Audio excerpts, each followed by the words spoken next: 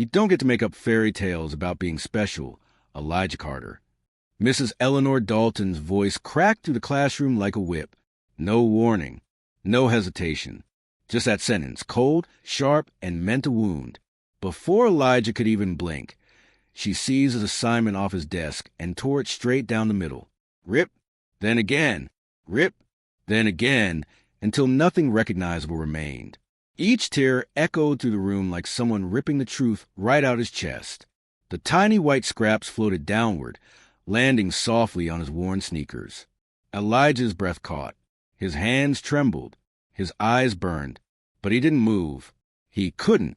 20 classmates stared at him, their faces a mix of confusion, pity, and judgment. Generals live in big houses, Mrs. Dalton announced, projecting her voice for all to hear. Their children go to private schools. They arrive in luxury cars. They certainly don't show up looking like you. Her eyes moved up and down his body, dismissing him with a single glance. Elijah felt his heart lurch. How could a teacher slice someone open without ever raising her voice? Mrs. Dalton dropped the remaining scraps of paper into the trash can. Pathetic. The word lodged itself in Elijah's chest like a blade. A few hours earlier, the day had begun normally. His father's deep voice had echoed up the stairs. Breakfast in 5, soldier. Light-hearted, warm, familiar. The Carter family's apartment in Arlington wasn't fancy, but it was home. A 3-bedroom space with worn carpet, old cabinets, and walls decorated with family photos. Christmas mornings, birthday parties, school projects, and a messy crayon drawing of a 4-star general with Elijah's handwriting underneath. My dad. But no display cases. No medals on the wall. No framed awards. Security protocol. General Marcus Carter didn't advertise what he did. When Elijah came into the kitchen, his dad was wearing jeans and a Georgetown sweatshirt. Not a uniform. No one walking by would assume the man at the table was a top-tier military leader who briefed presidents. His mom, Dr. Vanessa Carter, was already dressed in scrubs for surgery at Walter Reed. She handed him a plate, smiling. Parent Career Day was circled 3 times on the calendar. Elijah finally asked a question he'd been waiting weeks to ask. Dad, can I tell him about the time you met the president? Dr. Carter froze. General Carter looked at her. She gave a silent nod. He's proud. He wants to share. Let him feel it. Marcus sighed. Elijah, you know the rules. Some things stay private. Elijah slumped a little. But everyone else gets to talk about their parents. I know, Marcus said softly, but we keep a low profile. You don't need to prove anything to anyone. Elijah didn't understand why telling the truth felt like breaking the rules. He finished breakfast, grabbed his backpack, and bolted out the door, ready for a day he believed would finally make sense. He did not know trouble was waiting for him in room 204. Jefferson Elementary was a melting pot of Arlington families. Military kids, diplomat kids, kids from working-class homes, kids living in expensive condos, and kids living in small apartments. But in room 204, Mrs. Dalton believed she could instantly tell who belonged where. During morning announcements, Principal Rebecca Lawson's voice filled the classroom. Remember, today is Parent Career Day. The energy shifted. Ethan Maxwell shot his hand up. Mrs. Dalton, my dad's meeting with 3 senators about the infrastructure bill. Her face glowed. Wonderful. Ethan, that's real public service. Then Sophia Ramirez raised her hand. My mom works at the Capitol, too. She cleans the offices after hours. That's nice, Sophia, Mrs. Dalton said, looking away quickly. Elijah noticed a pattern. Some kids' parents impressed her. Other kids' parents were merely tolerated. At 10 a.m., she handed out an assignment. Write 3 paragraphs about your parents' jobs. Best handwriting. These will be read aloud. Elijah felt a warm buzz of pride. He finally got to tell the truth. Well, part of it. He wrote carefully. My dad is a 4-star general. He has served our country for 32 years. Leadership means serving others. Jordan Price leaned over. Bro, is that true? Yeah, Elijah whispered. He just doesn't talk about it much. That's insane. My dad just fixes cars. Every job matters, Elijah whispered back. My dad says that all the time. Jordan smiled. Then a shadow fell over Elijah's desk. Mrs. Dalton. She read over his shoulder, expression hardening. Something flickered in her eyes, suspicion, annoyance. She said nothing. She returned to her desk. But Elijah felt it. She had decided something about him. And she wasn't done. That was the moment Elijah should have realized the storm forming around him. But he didn't know how close the lightning truly was. Later, during a bathroom break, Elijah checked his emergency contact phone. A new message blinked. Dad, landing early. I'll be at school tomorrow for career day. Don't tell anyone. Surprise. His heart soared. But he didn't see the way Mrs. Dalton watched him pocket his phone. He didn't see the disapproval tightening her jaw. He didn't hear the story she had already built in her mind. Elijah Carter is lying, and she was preparing to prove it. What Elijah didn't know was that the truth was already on its way, and nothing in room 204 would survive what was coming next. Elijah walked back into room 204 just as Mrs. Dalton finished rearranging her papers. Her eyes locked onto him the moment he stepped inside, and something sharpened in her expression. It wasn't curiosity. It wasn't patience. It was a look adults gave when they had already made up their minds. She tapped her pen twice against her desk. Elijah Carter, she said loudly, front of the class. Every parent and every student in the room turned toward him. Elijah's heartbeat quickened. His palms felt sweaty. His stomach knotted. He walked slowly to the front, knowing what was coming but hoping desperately that he was wrong. Read your assignment to the class, she ordered. He held the fresh page he'd rewritten after she destroyed the first one. His voice shook, but he began. My dad is a 4-star general in the United States Army. Stop. The word cut through the room like a blade. Gasps rippled through the class. Even some parents lifted their heads. Mrs. Dalton rose from her chair and walked toward him, each step measured and cold. Elijah, this is a perfect example of embellishment, she announced, turning to the crowd like she was presenting evidence in a courtroom. This is what happens when children feel the need to lie to seem important. Elijah's breath caught in his throat. I need you, she continued, to tell everyone the real truth. What does your father actually do? He's a general, ma'am. Her eyes narrowed with slow, deliberate disrespect. Elijah, she said, leaning forward, I have been teaching for 23 years. I know what real military families look like. Her gaze scanned him from head to toe, his sneakers, his T-shirt, his backpack with a frayed strap. And they don't look like you. The words hit him like a gut punch. Public, humiliating, irreversible. A murmur swept across the classroom. Jordan Price shook his head from the back row, disbelief on his face. He's not lying, Jordan whispered.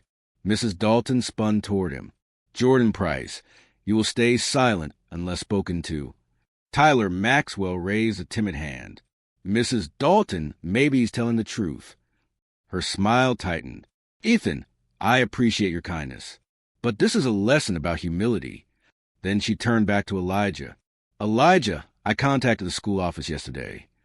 She held up a folder. According to official records, your father is listed as a government employee, not a general, not an officer, not even military.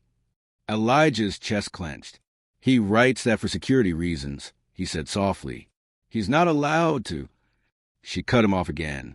You expect me to believe that a 4-star general, one of the rarest positions in the entire military, is hidden inside a rental apartment?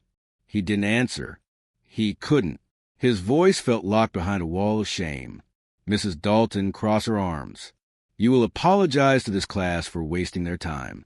Then you will rewrite this assignment with the truth. Elijah's throat tightened. Tears threatened to fall. No, ma'am, he whispered. What did you say? My dad didn't raise a liar. A stunned silence fell across the classroom. Mrs. Dalton's face flushed red. Principal Lawson will deal with this defiance. Office. Now. Elijah grabbed his backpack and walked toward the door, but the humiliation weighed on him like wet concrete. The moment he stepped into the hallway, he felt the world closing in because he knew Mrs. Dalton wasn't done with him yet. The walk to the main office felt endless. His sneakers squeaked against the floor, each step echoing like an accusation. Through the office window, he saw Principal Rebecca Lawson on the phone, her face tense. She spotted Elijah and gave a small nod, professional, unreadable. Vice Principal Gerald Stone opened his office door. "Elijah, come in." His office smelled of coffee and old carpet. Elijah sat across from him, feet barely touching the floor. "Mrs. Dalton reports you refused to correct false information in class," Stone said, opening a folder. "She claims you created exaggerated stories about your father." "It's not exaggerated," Elijah said quietly. Stone chuckled, not cruelly but with disbelief. "A 4-star general? Elijah, do you know how rare that rank is? That's like saying your dad is." "That's what he is," Elijah said, louder this time. Stone raised a hand. "Enough. I pulled your file. Your father is listed as Marcus Carter, government employee. That's what he puts," Elijah whispered. "For security." "Elijah," Stone sighed, "I understand wanting your father to seem impressive, but making up stories about classified missions and generals. I'm not making it up." His voice cracked. Tears welled. He wasn't yelling, but the pain in his words was sharp. Stone leaned in. "Son, I need you to return to class, apologize, and rewrite the assignment with truthful information. Do you understand?" Elijah's phone buzzed in his pocket. He pulled it out. A message from Dad. "Running late. Briefing at Pentagon moved earlier. I'll be there by 10:30. Hang tight." Elijah held out the screen. "See? He's coming. He'll be here." Stone barely glanced. "Anyone can type that. You could save any number as Dad." Elijah's heart dropped. "So you don't believe me either," he whispered. "Elijah," Stone said gently, "you're a good kid, but this is a cry for attention." "My dad is a general," Elijah repeated. "He's been deployed 6 times. He." Stone stood up. "Return to class, or I call your parents for a disciplinary meeting." Elijah felt tears spill. He wiped them fast. "My father served his country. Sir, he deserves to be believed." Something flickered in Stone's expression. Guilt, maybe. But he didn't stop Elijah from walking out. Back in room 204, career day had begun. Parents filled chairs along the walls. Students smiled, laughed, asked questions. And Elijah walked in quietly, hoping, praying to disappear. But Mrs. Dalton spotted him instantly. "Elijah," she said loudly, "do you have something to say to class?" Every head turned. Elijah froze. "Your apology," she declared. His throat closed. I don't have anything to apologize for." The room gasped. Mrs. Dalton stepped forward. "Elijah Carter, you will not stand in front of these parents and continue this lie." Tyler's mother, Ms. Maxwell, spoke softly. "Maybe we should listen." Mrs. Dalton snapped, "Sit down, Ms. Maxwell." The lawyer sat, lips pressed. Mrs. Dalton leaned over Elijah, voice low and cutting. "Sweetheart, the truth is your father probably works a normal government job, perhaps paperwork at the VA. That's perfectly fine. But you created a fantasy because you feel embarrassed." Elijah's breath hitched. "You see Ethan's father meeting senators," she continued. "You want to seem important too. But lying, especially from children of your background, is unacceptable." A ripple of discomfort swept the room. That was the moment Elijah realized this wasn't just about his assignment. Mrs. Dalton didn't think the truth belonged to kids like him. And with only 1 hour left until his father arrived, everything was about to explode. The room was painfully silent. Elijah stood there, small and shaking, while Mrs. Eleanor Dalton hovered over him like a judge waiting to strike the gavel. Her arms crossed tightly, her chin raised, her expression fixed in that same mass of certainty, the one that said she already knew everything she needed to know about him. "You have 2 choices," she announced, turning so every parent could hear. "You can apologize for lying and rewrite the assignment, or you can spend the rest of career day in the office." Elijah tried to swallow, but his throat felt tight and dry. "I told the truth, ma'am," he whispered. "My dad is a general." Mrs. Dalton let out a sharp breath, the kind adults use when they're done pretending to be patient. Elijah, sweetheart, your father is not walking through that door. Her voice was syrupy now, but it wasn't kindness. It was condescension wrapped in a smile. He's not a general. He's not flying in from Korea. He's not attending career day. She leaned closer. He's not coming. Something inside Elijah cracked. Jordan Price stood up. Mrs. Dalton, that's not right. Elijah's not lying. Her head snapped toward him. Jordan Price, sit down. Now. He didn't move fast enough. Office. Now. Jordan grabbed his backpack and shot Elijah an apologetic look as he was escorted out. Elijah felt completely alone. Parents shifted in their seats, whispering. Some looked sympathetic. Most looked confused. A few looked annoyed, like Elijah was ruining career day for everyone. Ethan Maxwell stared at his desk, clearly uncomfortable.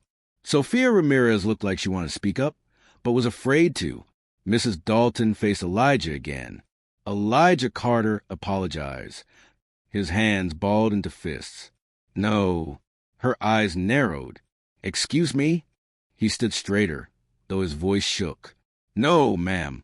My dad didn't raise a liar. A wave of murmurs swept the room. Parents exchanged looks. Even the students sensed something had shifted. Mrs. Dalton's face turned a deep shade of red. Elijah, Carter, sit down. He didn't move. Something fierce and hot rose in his chest.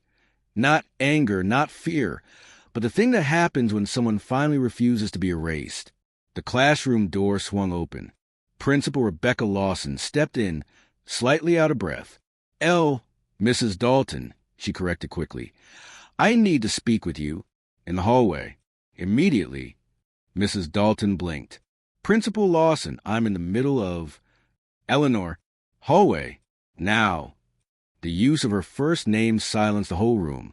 Mrs. Dalton followed her into the hallway, closing the door behind them. Inside the room, the children whispered wildly. The parents exchanged confused looks. Elijah remained frozen in place, staring at the door, wondering what Principal Lawson had discovered. In the hallway, Mrs. Dalton barely had time to speak before Principal Lawson held up her hand. Eleanor, stop talking. You need to listen. Mrs. Dalton frowned. Rebecca, if this is about Elijah, it is... She held up her phone. And about the call I just got from Fort Myers protocol office. Mrs. Dalton's face drained of color. Protocol office? She repeated. Yes, Lawson said sharply. They called asking about our security clearances, parking arrangements, and whether we had space to accommodate a security detail. A what? Lawson turned the phone toward her. They emailed me to...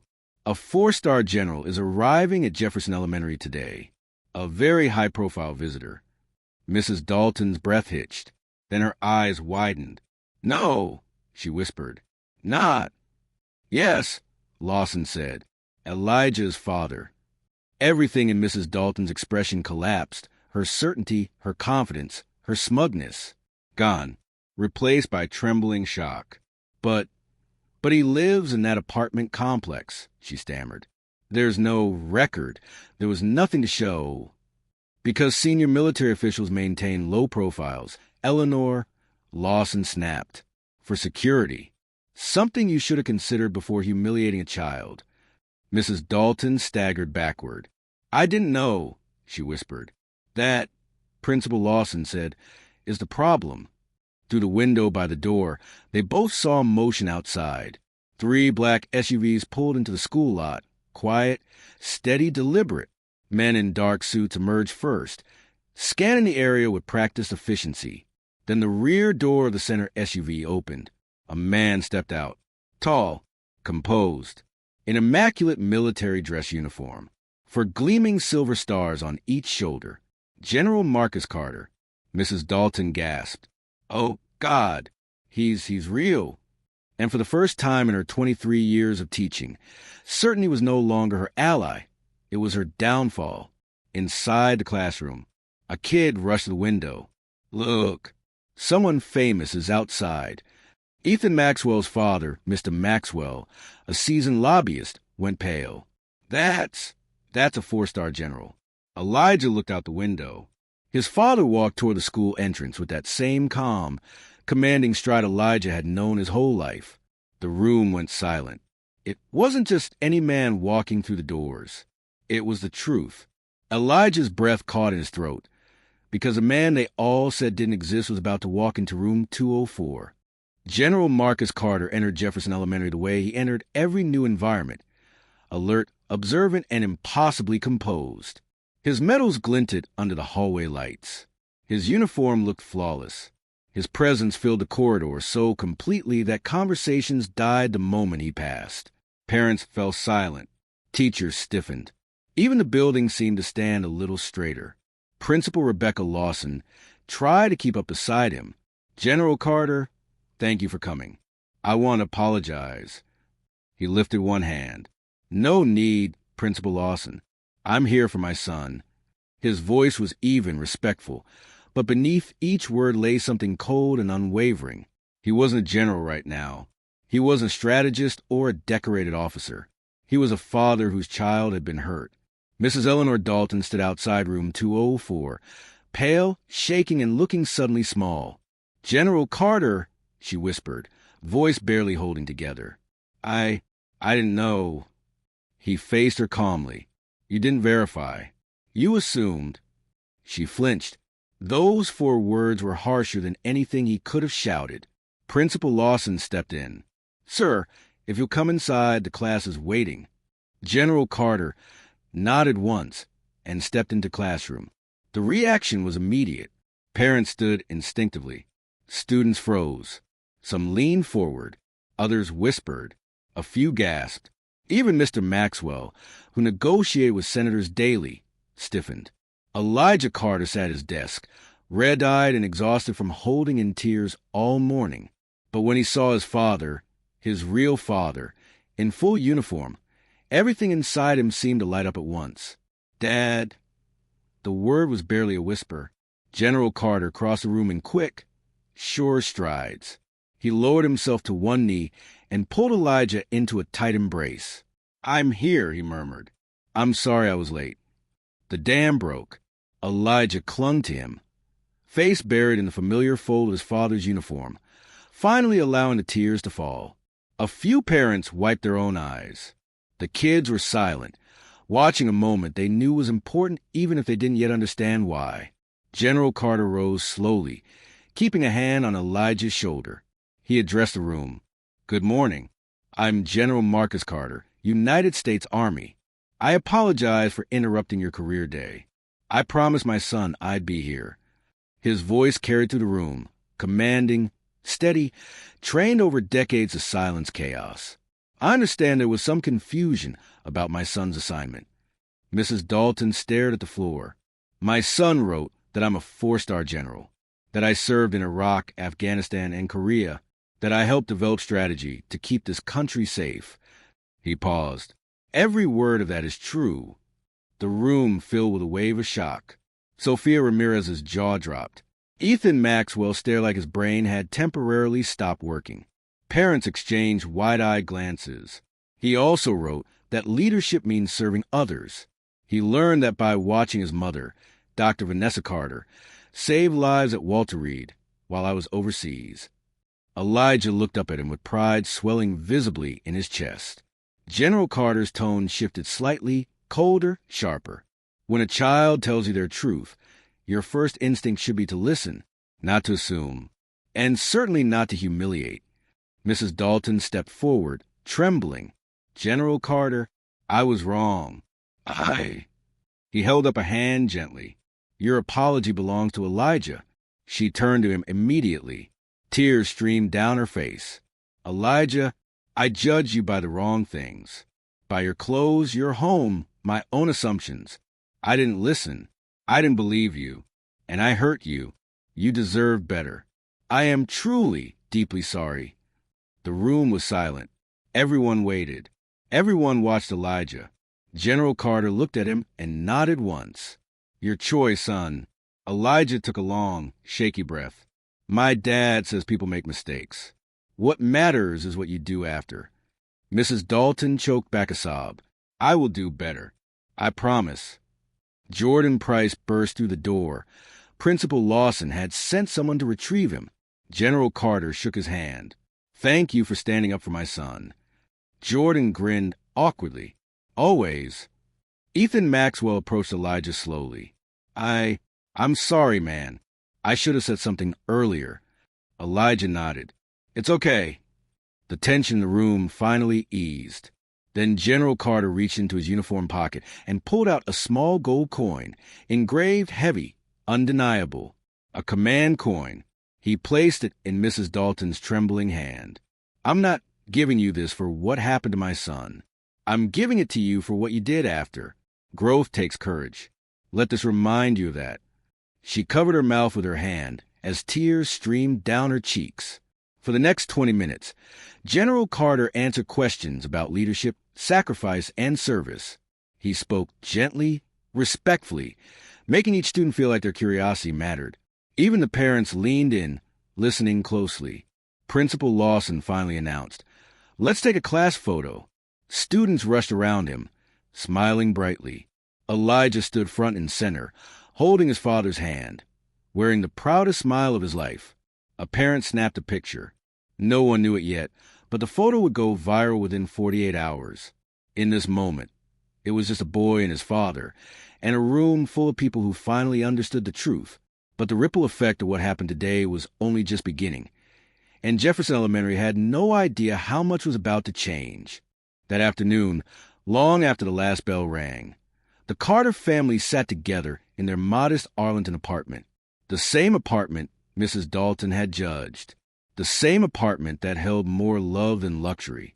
Dr. Vanessa Carter had rushed home straight from Walter Reed, still wearing her surgical scrubs. Elijah leaned against her on the couch, exhausted but calmer than he had been all day. General Carter sat across from him in jeans and a T-shirt. No medals, no uniform, just Dad again. How are you feeling, baby? Dr. Carter asked, brushing Elijah's hair back gently. Tired, he admitted, but good now. His father nodded. What did you learn today? Elijah thought about it, replaying everything. The shame, the humiliation, the moment the door opened and his father walked in wearing the truth. I learned that telling the truth is hard, especially when people don't want to believe you, but you should still tell it. General Carter nodded, proud. And what else? That people can be really wrong about you, but that doesn't mean you should change to make them comfortable. Vanessa smiled, tears forming in her eyes. That's very wise, Elijah. He hesitated, then looked at his father. Dad, why didn't you just tell the school who you were? Then none of this would have happened. Marcus exhaled slowly. It was the question he'd been wrestling with internally all day. He leaned forward, elbows on his knees. Elijah, your value isn't based on my rank. You matter because of who you are. You're kind, honest, brave. I never wanted you to feel like you had to use my accomplishments to matter. Elijah nodded softly. But, Marcus added, I also realize that keeping everything too quiet put you in a tough position. You shouldn't have had to defend the truth alone. For a few moments, the room was silent, just breathing, just understanding. So what happens now? Elijah asked. Now, his father said, we make sure what happened to you never happens to another kid at Jefferson Elementary. And Elijah realized something. This wasn't just about him anymore. It was bigger, larger, a ripple that was only beginning. 3 months passed, and Jefferson Elementary did not look the same, not physically, but in spirit, in attitude, in culture.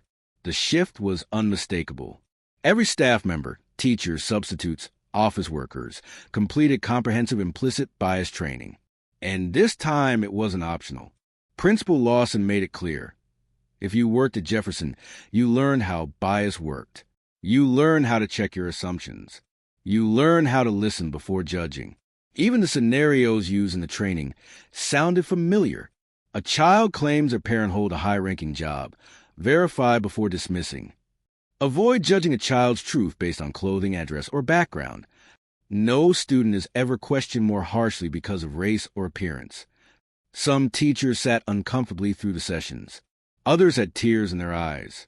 But all of them learned. Mrs. Dalton attended every meeting. Not only that, she helped lead discussions. In one faculty meeting, she stood in front of her colleagues with a command coin in her hand, the one General Carter had given her. 3 months ago, she began, voice steady. I hurt a child because I couldn't see past my own assumptions. I judged Elijah Carter by what I thought a general's family should look like. I was wrong. Everyone listened.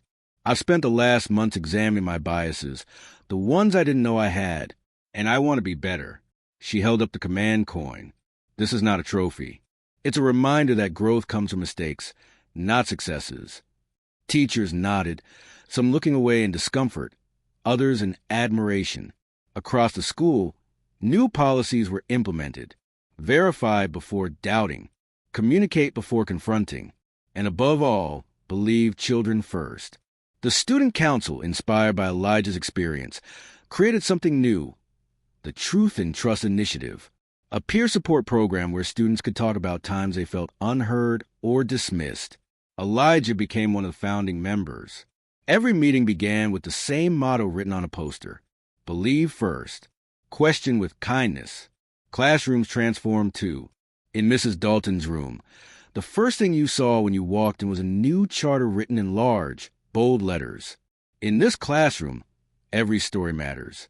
We listen before judging. We verify before assuming. We honor the truth, even when it surprises us. Every student had signed it. Elijah signed it with a small but proud smile. Once a month, Mrs. Dalton held something she called Family Story Circle. Students shared something about their families without being judged or compared, just listened to. Sophia Ramirez told them how her mother knew the Capitol building better than some of the congresspeople who worked there. Jordan Price talked about how his dad could diagnose a car problem by sound alone.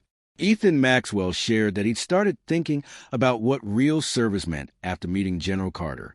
And Elijah, he talked about the lives of military families, the moves, the absences, the late-night calls, the sacrifices that no one saw, the kids who grew up learning resilience at 5, 6, 7 years old. Every student listened, really listened. The school was finally becoming the place it was always supposed to be. Outside the school, the world had taken notice too, because within 48 hours of career day, the photo taken in room 204 went viral. General Carter kneeling beside his son, students and parents watching with awe. The caption told the story: a boy called a liar for telling the truth, and a father who walked in wearing the truth on his shoulders.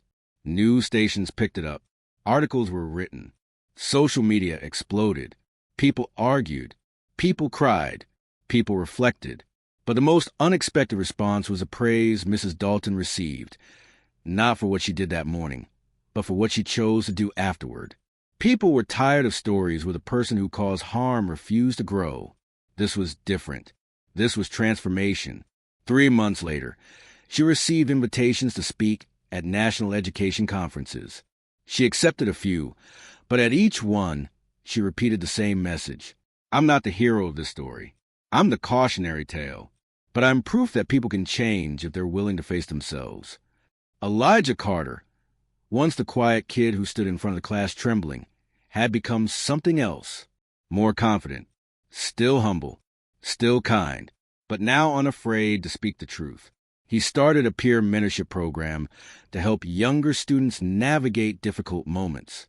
The first rule: believe first, stand firm second. His friends, Jordan, Ethan, Sophia, joined him. They jokingly called themselves the Truth Squad, but the name stuck. General Carter attended school events when he could, not in uniform, not as the general, but as Elijah's dad, because he wanted his son to know that pride came from within, not from medals or stars. Dr. Carter made time to attend every Truth Initiative presentation, still in her scrubs, still tired from surgery, because she wanted the kids to know her presence meant something. And through it all, life slowly returned to normal. New normal, better normal. But the ripple was still spreading. Because what happened in room 204 had begun changing more than a classroom. It was changing a community. The story of Elijah Carter didn't fade the way viral moments usually do. It didn't get swallowed by new trends or replaced by the next sensational headline. Instead, it settled into the nation's conscience. It lingered. It breathed. It asked questions people weren't ready to ignore anymore. And those questions began reshaping conversations in schools far beyond Jefferson Elementary. Parents started asking teachers how they handled student claims that seemed unlikely. Teachers began meeting with administrators to review their own assumptions. Districts held emergency meetings to discuss bias training.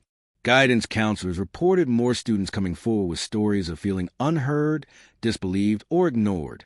People suddenly realized this wasn't just Elijah's story. It was happening everywhere.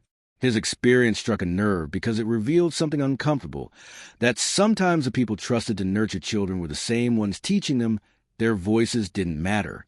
And for many families, this wasn't shocking news. It was confirmation of what they had always suspected. The U.S. Department of Education released new studies, resurfacing statistics that had long been buried in academic papers. Black students were still suspended at triple the rate of white students for the same subjective offenses: defiance, disrespect, disruption. Words that meant one thing when a white student acted out, and something much harsher when a black or brown child did. Teachers around the country read these reports and shifted uncomfortably. They recognized themselves, their habits, their instincts, their gut feelings in those statistics. They weren't villains. They weren't evil. But they were human. And humans carried biases, whether they admitted them or not. And so the question spread from school to school, from auditorium to PTA meeting. What will we do about it now?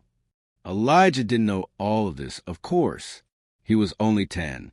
His world was still school hallways, cafeteria tables, and the warmth of his parents' voices at the end of the day. But the adults around him felt the change rippling outward, each wave bigger than the last. Something remarkable was happening. Students who once stayed silent began speaking up. Teachers who once brushed off concerns began listening carefully. Parents who once avoided conflict walked into meetings with new confidence, armed with Elijah's story as proof that their children deserved to be believed. And slowly, the ecosystem of Jefferson Elementary transformed. Mrs. Dalton's classroom looked almost nothing like it had before. She changed the seating arrangement so no child felt isolated in a corner.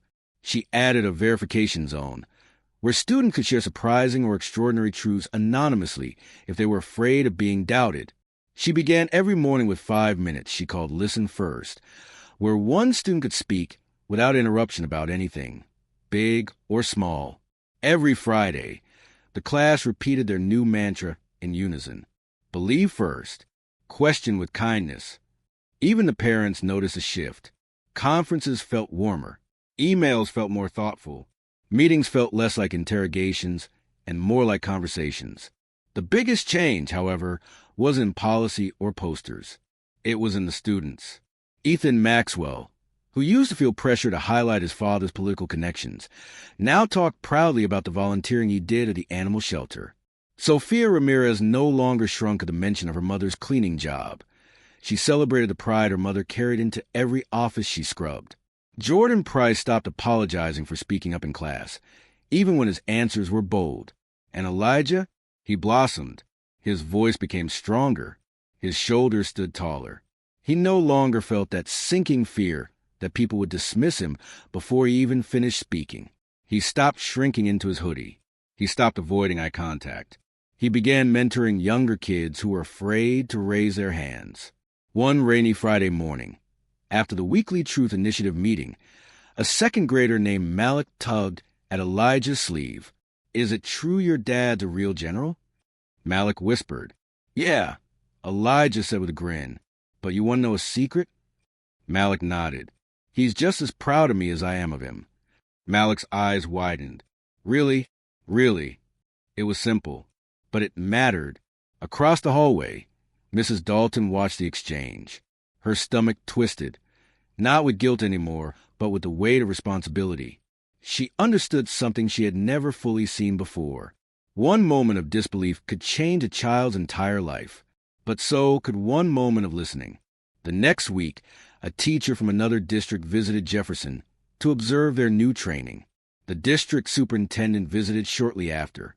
Then 2 more schools sent delegations. Word was spreading. Jefferson Elementary was becoming a model for a healthy, equitable school culture. And at the center of it all, quietly, humbly, was a boy who never wanted attention. A boy who just wanted to be believed. One afternoon, while leaving school, Elijah walked alongside Jordan, Ethan, and Sophia. The 4 of them laughed about something that had happened in class. Some joke that barely made sense but felt hilarious in the moment. For the first time in a long time, everything felt normal. But as they passed the front of the school, Elijah suddenly stopped. A large van was parked outside. A camera crew stepped out. A woman holding a microphone approached Principal Lawson. She wore a badge that read, National News Correspondent. Principal Lawson, she called out.